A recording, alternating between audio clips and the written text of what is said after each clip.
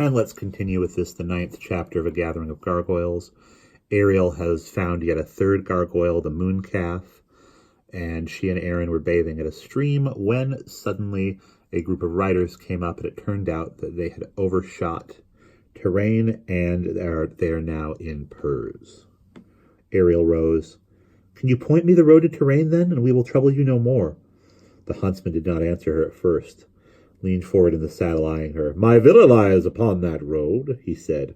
"It is not far. Surely you must be wary of travel maid. Stop a little and honour my house." Ariel fingered her staff. Some time between the coming of the moon calf and the huntsman's arrival, the heron had settled again, faded back into the wood. Aaron stood beside her, utterly silent, refusing to speak. Ariel stuttered the man on horseback before her, but could not read him. "We will go with you," she said carefully, "if you will show us the road to terrain. I must go on to Orm as soon as may be." She lifted her pack. "I am Ariel." "Welcome, Ariel!" the horseman cried, offering his hand. "You will ride with me. Nightwalker can easily bear double." Before she could speak, he had pulled her up beside him on the horse's back, sideways, as though it were a coach. The horse moved a step, and Ariel gripped the saddleback to keep from falling. "Put your arms about me," the huntsman said. Instead, Ariel doubled one leg across the horse's back till she was astraddle and could grip her with her knees. The rider glanced over his shoulder at her, then laughed. "As you will!" He motioned his riders, clucked to his horse, but Ariel touched his arm, looking at Aaron. The huntsman reined sharply, impatiently. "Your boy can come after, with the dogs." Ariel made to get down from the steed. "Aaron will come with me." The horseman caught her about the waist, his tone hurriedly gentler. "Hold, mate, no need." He called sharply to one of his riders, who caught Aaron's arm and hauled her up behind. "I have told you our names," Ariel said, glad when the rider released her to gather the reins. "Will you not give us yours?" "Mine," the huntsman said, spurring. The other riders fell in behind. Ariel clung to her staff and the saddle's back. The turbaned man laughed. "I am Suzerain here," he answered her. "The Suzerain of Purs." Ariel endured the journey, clamped her teeth at the sudden jolts and drops through the constantly downsloping land. At last they came in sight of the Suzerain's palace. It was fashioned all of cream-colored stone that glowed in the cool Oceanus light. Ariel saw gardens among the greenery. Fountains played. They passed under the arch of a gate into a yard. As soon as the Suzerain had made his mount stand still, Ariel sprang down and stood off. Only then did she see that he had turned the saddle to offer her his hand. The Suzerain dismounted then, and though he smiled still, Ariel could see a hard edge had come into his smile. So be it then, she thought, for she did not much like being handed up and down the backs of horses as though she were a pack. Aaron, too, had slipped down from behind the guard. The Suzerain nodded his companions away across the yard. He was tall, Ariel realized now that she saw him standing. Aaron, who had come up silently beside her, stood eyeing the turbaned man as well. Servants appeared, bearing cups and trays. Ariel realized how famished she was. A warm, steaming flask was pressed into her hand. The Suzerain tossed his off in a draught. Ariel sipped. The sweet, salt broth warmed her wonderfully. She took a tidbit from a tray, but noticed when servants offered Aaron a cup and tray, the dark girl turned away. After only a moment, the Suzerain clapped his hands and the servants departed. Ariel's hunger had only been whetted, and she gazed longingly after the disappearing trays. Her finished cup was taken gently by the boy who had given it to her. The Suzerain said, "Come, my guest, I know you are weary, but let us walk a while in the garden, and when we are done, I promise you a feast worthy of your welcome." The Suzerain strolled through the grounds of his palace. After a time, Ariel realized with unease she had become separated from Aaron, but however slowly she paced her step, a bevy of courtiers seemed always to intervene. Nor did the Suzerain allow her to fall back or wait. He led her along winding footpaths, told her what land this frond was from, what suzerain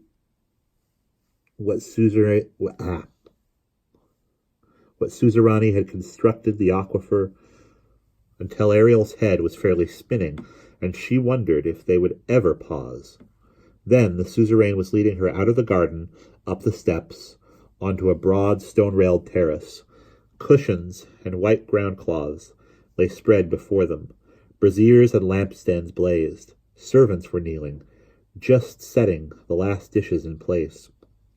There were platters piled high with roasted game chicks, bowls of nut meats, tureens of thick broth. There were loaves of bread no bigger than a fist, candied fruits stuffed with nuts, a baked fish bedded on cress.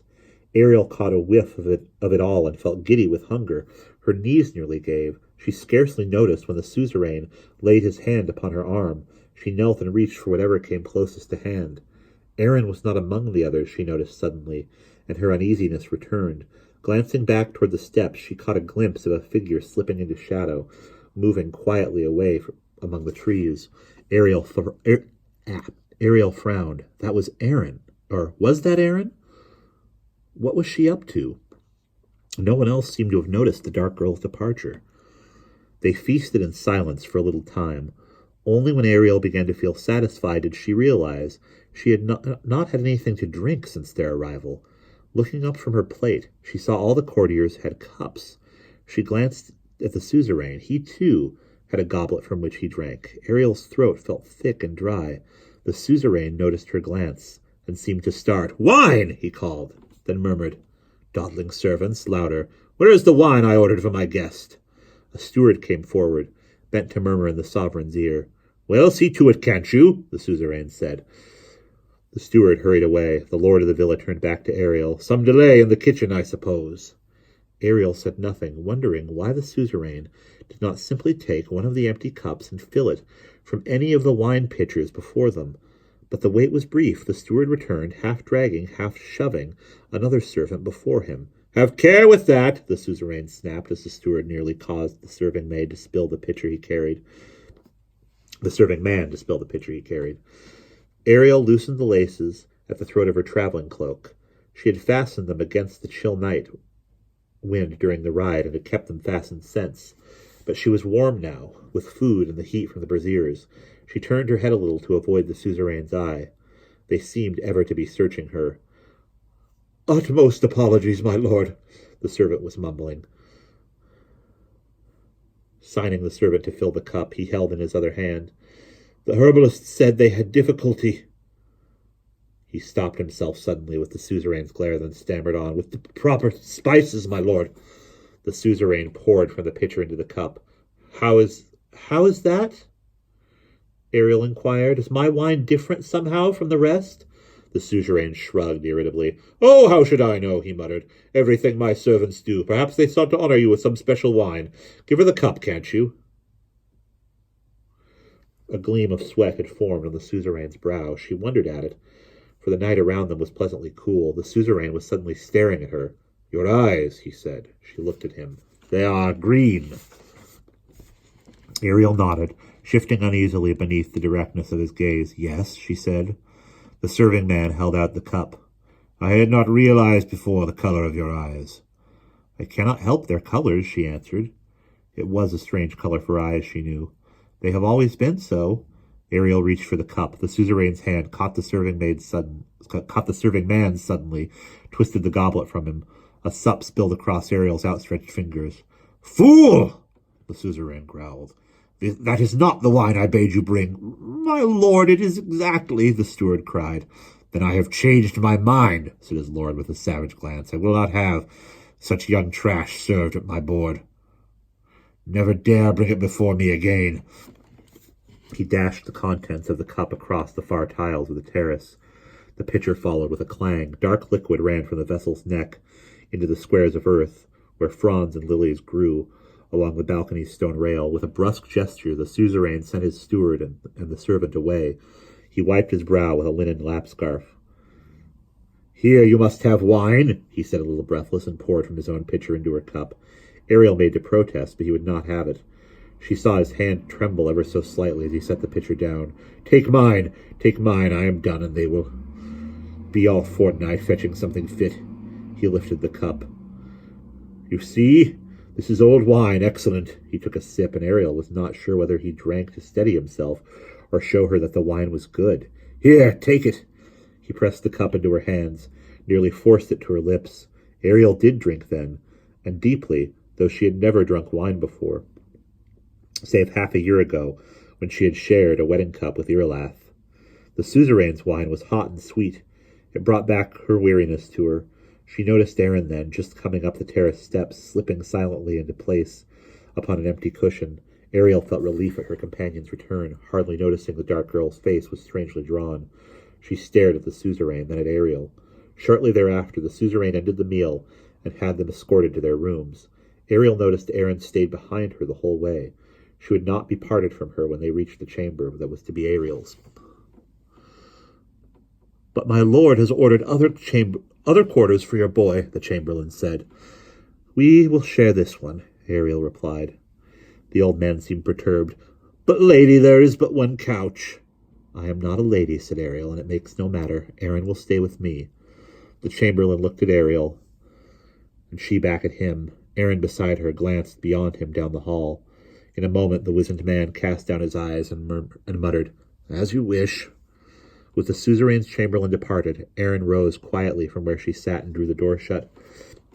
The cool draught of air from the windows ceased. Ariel stood her walking stick in one corner. "Why did you do that?" Aaron came back and sat down near the broad high window that opened onto the balcony. "So that I may speak with you?" she said. "We may speak with the door open, surely," Ariel said, fanning herself with her hand. "There is no one about." "The Suzerain has posted 4 guards on you, did you not see?" Ariel shook her head. It felt heavy. "They are just down the hall." Ariel started toward the door, then thought better of it. "When did he do that?" "After the feast." Ariel sat down, took off her traveling cloak. The wine had made her flushed and hot. "Why did you eat nothing?" she asked. "Why did you slip away?" Aaron looked off. "I do not like him." "We will not be here long," Ariel said. "Your feet—" "My feet are well," Aaron snapped. Ariel rubbed her neck. "You have eaten nothing," she began. "I found fruit in the garden," the dark girl answered, "and clear water. I found another thing in the garden, too." Ariel looked up. "Go on," she said. Her eyelids felt heavy. Aaron was watching her. "A boy, a youth about your age, very finely garbed. Some courtier. He was knocking down plums from a tree with a stick. He gave me some." Ariel sighed. She felt stifled. Her limbs seemed loose. "He said I would do well to watch my fare at the Suzerain's board," the dark girl said. Ariel shook her head. Her senses were swimming. "Why was that?" "When I pressed him, he drew from his breast a little withered wart he had seen one of the herbalists gathering among the kitchen herbs." "It was spice, then," sighed Ariel, leaning heavily upon one hand. Aaron shook her head. "He said the leaves were used to make blue dye, but that the root held the juice to kill you in 2 breaths. Ariel lay down upon the couch, for she was weary. The Suzerain's wine was making her head ache. Aaron was speaking, but Ariel could hardly follow. "When he said that, I ran back toward the feast." Though the young man cried out in surprise, "Boy, what do you care if your master drinks my uncle's draught? It will set you free." "He thought you a youth, I think, from that distance, and me a boy. He did not follow me. When I reached the terrace steps, too out of breath to cry, warning, I saw your cup still dry, the Suzerain servant pouring wine, when suddenly his lord dashed the cup from your hand. He said the vintage was